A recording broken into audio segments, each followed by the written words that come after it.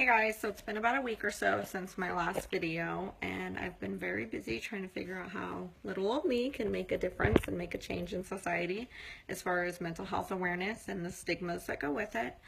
I've created my YouTube page and shared my last video as many times as I could, and now have created a Facebook page. And in the midst of all that, I was trying to figure out what my next move was. And I realized that I was asking a lot of people to feel comfortable enough to share their story with me or to want to be a part of this movement, to remove this stigma from people who suffer like me. And I realized I can't expect people to do that if I cannot open up and share my own story.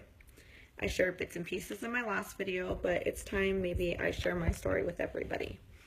So let's go ahead and start that. I'm going to start with my diagnoses. I was diagnosed my latest diagnosis was about 2 years ago. I have bipolar, chronic depression. I suffer from severe panic and anxiety disorder, and I have PTSD. Now we might not all of us, but some of us might have some of the same things, but definitely might react differently, and they will affect everybody in a different way. So don't be alarmed if mine seem a lot worse or less severe than yours. Everybody is different. So we'll break it down a little bit. We'll start with each of my diagnoses. So I feel like that's the best way for me to do this. We'll start with my bipolar. I wasn't diagnosed with that until about 2 years ago. I always knew I had it, but I didn't have somebody tell me it until a couple years ago. And it's something that you're born with. It's a chemical imbalance, but my chronic depression definitely fuels the fire with that one. It's gotten a lot worse as my depression has gotten worse. They say most people who have bipolar have a mania high and a depressed low, and I don't get to experience that high. My depression keeps my bipolar instead of up, all the way up, happy, spend lots of money, do whatever you want, feel absolutely amazing, and then real down low. I don't have that. I have a steady normal for myself, which is just a level like that. I go straight, I'm fine, I can feel happiness, but I'm not crazy happy. And then I plummet all the way down, and that's when my bipolar hits with my depression. And then when my depression lifts a little bit, my bipolar goes back and it levels out. My bipolar also causes me to have massive mood swings, and everybody has a bad mood. Everybody has emotions about things, but my bipolar will trigger the worst emotions in me over the smallest things. And it's really hard because it could be something so small. For instance, my boyfriend and I could be having a simple conversation about anything. For instance, we're going to Vegas this weekend, and anything that has gotten in the way of it, it just stresses me out, and I just lose my mind, and I don't even realize how childish or how crazy that sounds until after my mood levels back out, and I can't control it. I try my hardest, and when I've gotten better, it used to last a whole day, but now I can pretty much snap myself back. I can take myself back about 10 minutes in and say, you know what, this is insane. Let's dial this down a little bit. It's not that dramatic. I mean, it's not even just getting angry. It's a sad emotion. It's a happy emotion. Anything, it switches in an instant. So that's my bipolar for me. So if you don't have that, I really consider you lucky, because it's not fun. My chronic depression, that stems from years and years and years of bullying, since about 4th or 5th grade. I endured all kinds of things all the way up until I dropped out of high school. It really created an insecurity for myself. It adds to me constantly striving to be perfect because people just didn't like me. And for whatever reason, I never knew. I was just an easy target, and it was probably because I was weak. I was weak. And I don't mean because of depression or anything. I mean, I was one of those kids who walked with their heads down. But it didn't give people the right. Don't get me wrong. But it definitely impacts you in a really harsh way when you were treated so horribly, and when you don't even know that you've done anything wrong. It definitely added to it. It also comes from when I was 17, I gave up a baby, and it was really hard for me. It was a decision I did not choose on my own, and I suffered. I suffered from that. I'm lucky now that I have my beautiful daughter who is 6 years old, And I was so blessed to get another chance at it, but it was definitely, it destroyed me at 17. And that's when I started self-harm for the first time. But I was able to lift up and move on from it a little bit. I didn't start really suffering from my depression until about 6 or 7 years ago. And that's because I was so used to stuffing everything I felt down inside. I would be sad for a little bit and I would just move on, and it was not healthy. And I don't mean move on in a healthy way. I just didn't deal with it. I'm sorry, this is going to be the hardest part of the video for me, so bear with me. I think it's been about 6 years now. It'll be 7 years in May. I lost the closest person to me. My grandfather died on May 6, 2010. I was 14 weeks pregnant with my daughter. And I was 2,000 miles across the country, and I had so much guilt, and I had let him down, and I did not do all the things that I said I would do in my life, and it was hard. And instead of grieving, I was pregnant, and I had a job as a mother to not affect my unborn child, and I just stuffed that down. And let me tell you, something that hurts that bad, you can't do that. And I did it. I did it in a very unhealthy way, and I did a lot of unhealthy things to get through that. And it came out as soon as I had my daughter. It came out in a very unhealthy way. I had postpartum depression for about 2 years because I just had a flood of things come out at me. I searched for things in all the wrong places. I was addicted to cocaine. I was an alcoholic. I did a lot of things that I should not have done as a mother. Thank God. If you see this, Mom, thank you for all your help through this. But I did a lot of things to escape my depression. And all it did was spiral me into a further nervous breakdown. And I didn't know what to do anymore.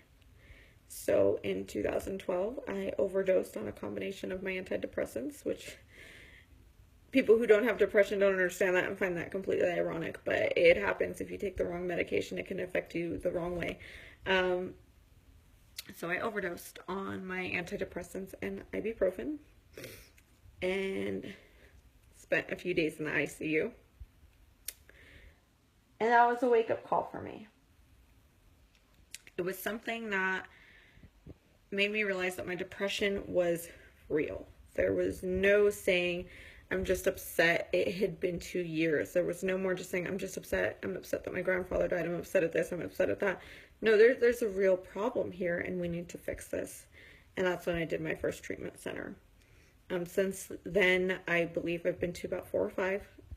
I think 4 times. And each one helped me in a different way. And I'm happy for myself. Yay. It's been 2 years almost since I've had to be in a treatment center. And that's a big, big, big win for me. So now that I've touched on the depression, I'm sorry that one went on, but that it is my biggest diagnosis. My anxiety, oops, sorry guys, lost it there for a second. My anxiety and panic disorder it's not fun. It stems from all kinds of things. It's just something I have. I'm one of those who thinks about the most awful things on the planet for no apparent reason. I nitpick everything in my life. Every person I meet, I feel like they don't like me right off the bat. It's my anxiety. It tells me I've said something wrong.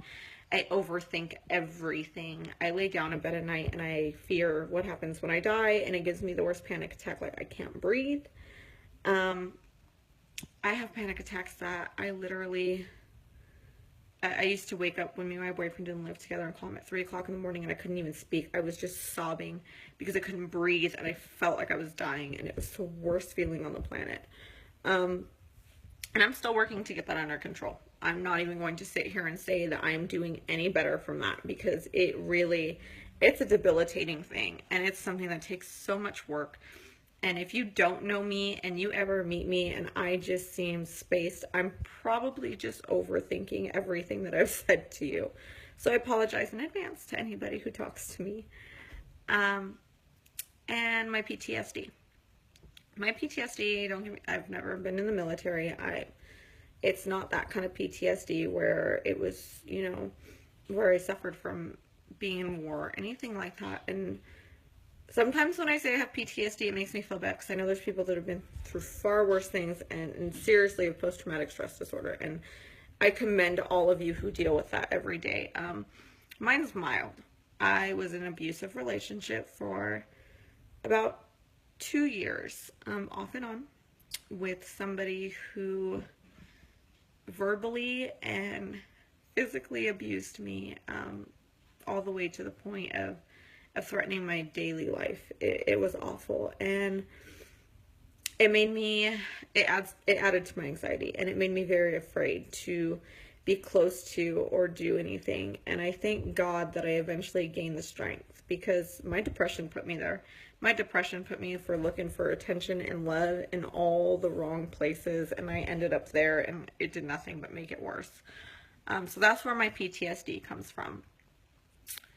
So I'm not sure how else to explain these things. All I can do is tell you what caused these disorders for myself. I'm not crying for attention, and I'm not looking for anybody to feel sorry for me. I just want people to understand that I'm not out here trying to make a difference and not understanding how anybody else who struggles from these things feels. I'm not minimizing or looking for somebody to say all these awful things. I understand that depression could be something minor or it could be something very debilitating. I just want everybody who wants to hear my voice or wants to make a change with me or on your own, just know this is my story. And I don't have a degree. I'm not a psychologist. I've never studied it. I'm not a millionaire. I'm not one of those people saying, hey, I made it. I wrote a book. I'm in a movie. No, I live paycheck to paycheck. I'm just a simple person who wants to make a change. The only thing that I can say is I have found certain things that have worked for me. And I am doing better, and I am in a place where I am ready to share, and I'm ready to make a difference, because those years that I was suffering so tremendously, it was so hard. I mean, I had people, and I'm not going to name names, but I had people very close to me, blood related, who, when I tried to commit suicide, told my dad, she's just looking for attention. Oh well. And for the first time in a long time, my dad and I talked about it the other night, and he said, I couldn't even believe that, because I was sitting there staring at you in the ICU, and I couldn't understand how somebody could say you just wanted attention because you were on the verge of dying. And it hit home for me to hear those things, to hear how my actions and my depression has affected others, but to hear my dad say he understands and he knew that I wasn't just looking for attention, that I was seriously hurting and I was going through so much that even he couldn't understand. But I understand not everybody gets that. Not everybody has a dad who, or somebody in general, but for me it was my dad, somebody who just supports you and loves you through it. I mean, I lived with my dad for 5 years of it, and I did a lot of messed up things, and every time I came home, he was there. I lost the person that I'm spending my life with to it. I lost that person for a good year or two. I didn't lose him, but we were so disconnected because he was so angry at me for trying to take my life. I attempted suicide a second time, and he was angry with me, and I don't blame him, and I'm so happy that we've made it past that.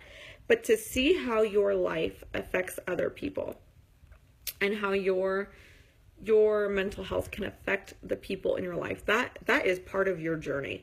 That is something that we all have to own. That is something that we carry with us. And that's why I want to make a change, because the family members out there, the spouses, the strangers who are judging everybody, you don't think we know. It hurts me every day to know what I have done to the people in my family just by causing them the hurt from being afraid for me. My mother used to tell me that she was waiting for the day for someone to pick up my phone and say I was dead. I mean,